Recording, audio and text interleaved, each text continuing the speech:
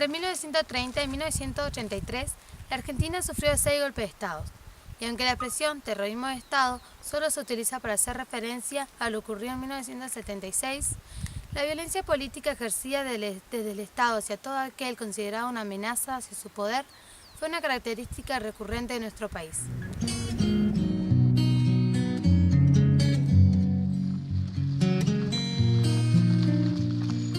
Haremos foco en 2 hechos que se relacionan directamente con Gobernador Gregores: la dictadura militar ocurrida en 1976, autodenominada por sus mentores Proceso de Reorganización Nacional, y la represión contra los obreros ocurrida en la huelga patagónica de 1921, sucesos que hicieron uso de la violencia, diseminando terror en toda la sociedad. Tanto en 1976 como en 1921, la desaparición sistemática de personas fue una constante. Los cuerpos de las víctimas jamás fueron entregados a sus deudos, intentando así eliminar sus nombres y sus historias, privando a sus familiares y a toda la sociedad de hacer un duelo frente a la pérdida.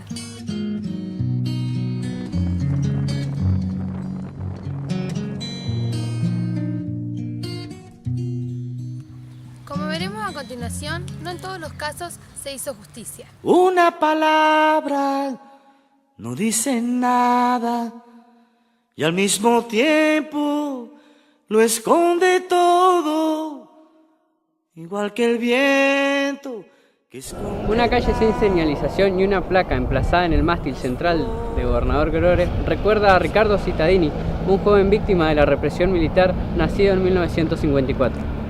El 17 de agosto de 1976, en la Plaza Constitución de Buenos Aires, fue interceptado por patrulleros de la Comisaría 28ª de Capital Federal por averiguaciones de antecedentes, y es hoy uno de los tantos casos desaparecidos de la última dictadura militar. Escuchemos el testimonio de Eduardo Cittadini, hermano de la víctima, sobre el desarrollo del juicio. Mi vieja todavía conserva la esperanza de que hablen, de que digan algo. Se negaron a declarar, incluso pidieron retirarse durante los testimonios por pedido de la querella por parte nuestra. Pablo Yonto solicitó que no se retiraran y el tribunal deliberó brevemente y al final los obligó a quedarse, así que tuvieron que escucharnos, y sobre todo a mi mamá, que les habló directamente a ellos pidiéndoles que hablen, que dijesen lo que habían hecho con Ricardo. Fue el reclamo que tenía guardado durante muchos años de pedirles que hablen sabiendo que no van a hablar. Una mirada no dice nada y al mismo tiempo lo dice todo, como la lluvia sobre tu cara o el viejo mar. El 15 de septiembre pasado, el Tribunal Oral en lo Criminal número 5 condenó livianamente con una pena de 5 años de prisión domiciliaria al ex comisario Miguel Alcide y al ex sargento Mercado por el delito de privación ilegítima de la libertad. No se lleven a la tumba donde están los restos de mi hijo, rogó la madre de Ricardo a los acusados. Ellos jamás hablaron, ni antes ni después de la sentencia. Me da lo mismo cuántos años le dieran. Al fin y al cabo ninguno me contó dónde está mi hijo, expresó Catalina Sánchez, quien posiblemente quedó con un sabor a poco ante la muestra mezquina de justicia. Una verdad no dice nada y al mismo tiempo no esconde. Como hemos visto en el caso Cittadini, una sentencia de solo 5 años de cárcel domiciliaria, emitida 40 años después de lo ocurrido, fue la pena para sus verdugos, que finalmente hizo justicia.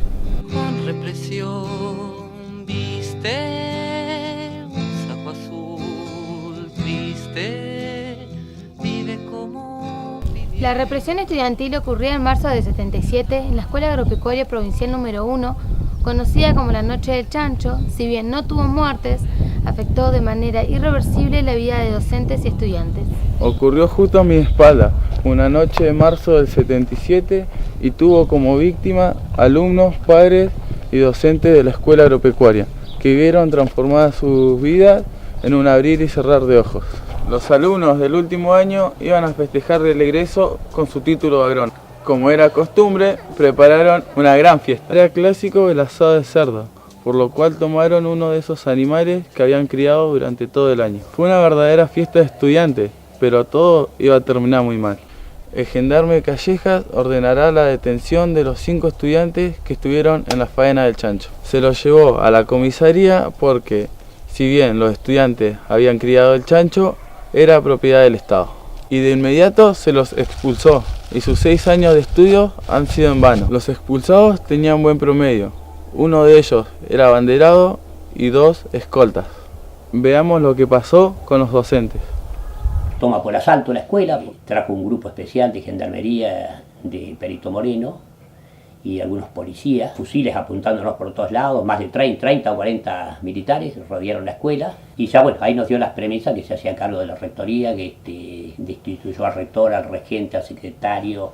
Los docentes terminó rápido porque los echó a todos. Yo venía de ser un docente de la escuela agropecuaria titular, y de hecho nos trataron de izquierdistas, nos trataron de comunistas. Hubo mucho que en los últimos años la democracia, ya cuando ya se venía cayendo a pedazos el gobierno militar, muchos interpusieron con abogados, algún tipo de índole de esa manera, algunos reclamos y algunos tuvieron algún resarcimiento que les recuperaron los años y que recuperaron la antigüedad, algunos hicieron ese trámite. Represión, sabe, no hay nadie que lo ame, las balas que la gente... También en este caso de represión estudiantil y docente, tuvo de alguna manera una reparación hacia los damnificados. Sin embargo, el que desarrollaremos a continuación es un caso de justicia deudada y un reclamo que hacemos desde aquí.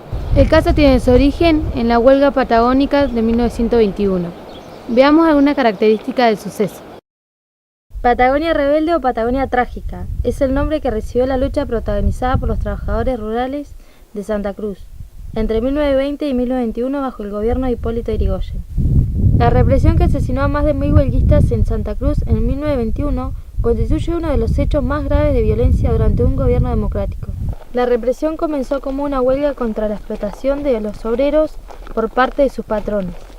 Consciente de la crisis y bajo muchas presiones, el presidente Yrigoyen envió tropas del ejército comandadas por el teniente Varela, bajo la orden de normalizar la situación. Al final del conflicto, entre 300 y 1500 obreros murieron en combates. Por su parte, la policía informó la pérdida de 5 de sus hombres y los militares admitieron haber perdido solo 2. Escuchemos el testimonio de Marcelo Serafini, perito de marcador de la ruta de la huelga del 21.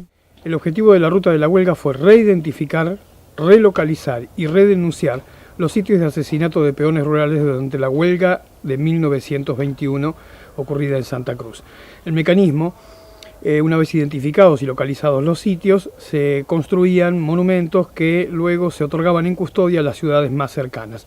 Así fue que junto a Osvaldo Bayer en el año 2014 hicimos la presentación del espacio Cerro Contreras en la ciudad de Pico Truncado, y en el momento en que lo estábamos haciendo, una señora mayor de edad, de 93 años aproximadamente, se levanta de entre el auditorio, dice ser Aurora López, hija del asesinado Alejo López, y reclama entonces públicamente la devolución por parte del Estado del cadáver de su padre. Luego de esta situación relatada por Serafini, se empezó un mecanismo para reparar la pérdida de Aurora en sus últimos días, sin mucho éxito hasta la fecha.